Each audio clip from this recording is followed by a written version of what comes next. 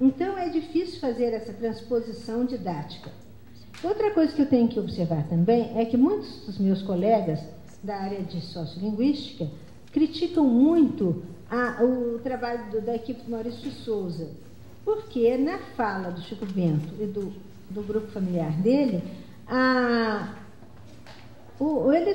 aquilo é um trabalho de ficção. Eles não são linguistas, é um trabalho de ficção.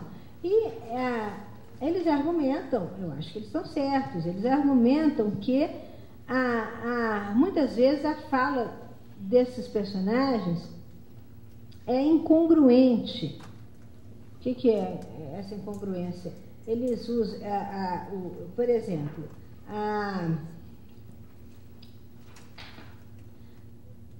é porque é incongruente porque nela ocorrem regras variáveis de caráter descontínuo.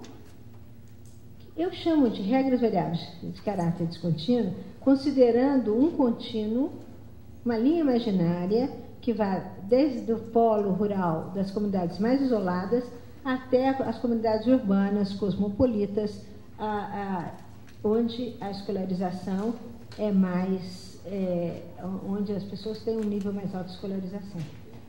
Então, há muitas características na nossa português que são descontínuos, quer dizer, eles são usados no polo rural e na área que eu também denomino urbana, que é entre aquela grande área intermediária entre o polo rural e o outro polo urbano. Então, há características que aparecem ali são bastante produtivas, e à medida que vamos chegando para as comunidades urbanas, esses traços desaparecem. Por exemplo, o Chico falando, galante como um porquinho que sai a percura de lama.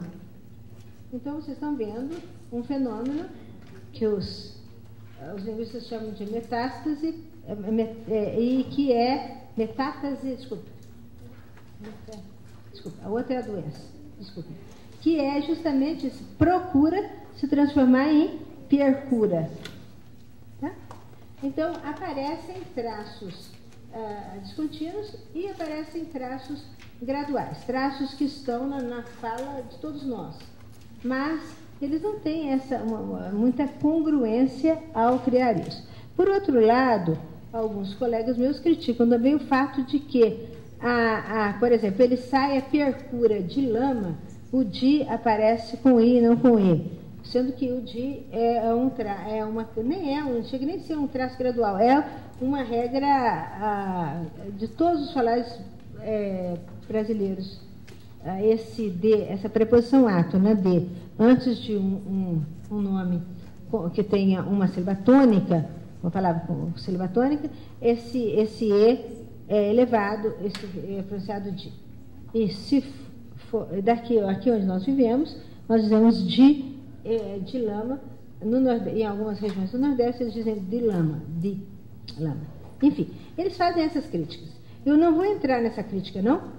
Por exemplo, por exemplo, aqui eu vou dar um exemplo, mais um exemplo, fechar esse assuntinho aqui, em outra revistinha de onde eu tirei dados, o Chico Bento fala, ele está a percura de lama, e logo depois ele fala me chamando. É claro que um falante brasileiro, em cujo repertório haja o percura em vez de procura, ele também não vai dizer me chamando, porque nós também não usamos quase me chamando. Nesses gerúndios, no nosso morfema de gerúndio, nós temos o N assimilando o D, que eles são homorgânicos, a gente pronuncia com a língua no mesmo lugar, falando, certo? Então, se fosse uma transcrição sociolinguística, o Chico Bento teria de dizer, ele está na minha percura, eu estou percurando porque ele está me chamando. Seria isso. Então, sem alongar muito, mas eles criticam por isso. Então, damos razão a eles, mas nem por isso eu deixo de usar muito o Chico Bento em sala de aula. Por quê? Porque é uma forma de nós trazermos para a sala de aula a questão do multiculturalismo brasileiro. Então, não só a fala do Chico Bento, como toda a sua cultura. É uma cultura riquíssima, uma cultura de oralidade riquíssima, que é a forma de nossos alunos, que são urbanos, tomarem conhecimento com esses valores culturais. Vocês viram, na minha leitura, que o imaginário dessas nossas crianças, de Taguatinga, aqui, dessa cidade, uma cidade urbanizada, uma cidade, a maior cidade do DF, né? No imaginário, pessoa de origem residente no campo é que mora em chácara, é filho de caseiro, está com roupa de festa junina. Então, são estereótipos. Vocês estão vendo que a visão é só constituída por esses estereótipos. Então, o nome da professora é Sônia Maria Oliveira, viu? Achei o nome dela completo aqui. Escola Classe 29 de Taguatinga. E os dados foram originalmente coletados pela Maria Alice Fernandes Souza. Muito bem. Voltando à nossa reflexão. Esse diálogo da professora Sônia com os seus aluninhos de primeira série, hoje em dia falamos primeiro ano, né? Porque esse diálogo é muito revelador da competência comunicativa dos alunos, porque nós vimos como eles foram hábeis, foram competentes ao tecer comentários pertinentes sobre o filme que assistiram e a dar respostas adequadas à professora.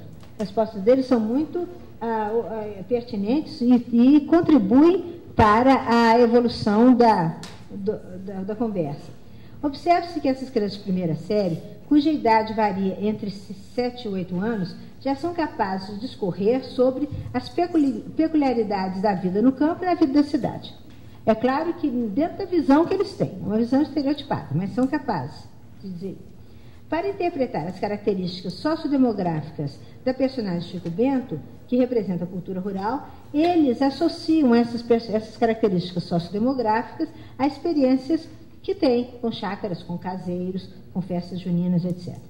Outro aspecto interessante é observar que eles já foram capazes de perceber diferenças linguísticas. Estudos feitos na Universidade de McGill, no Canadá, vocês sabem que o Canadá, por ser um país bilíngue, a grande parte do Canadá é anglófona, né? Fala inglês. Mas tem uma província lá, que é a província de Quebec, que é francófona. Eles falam francês.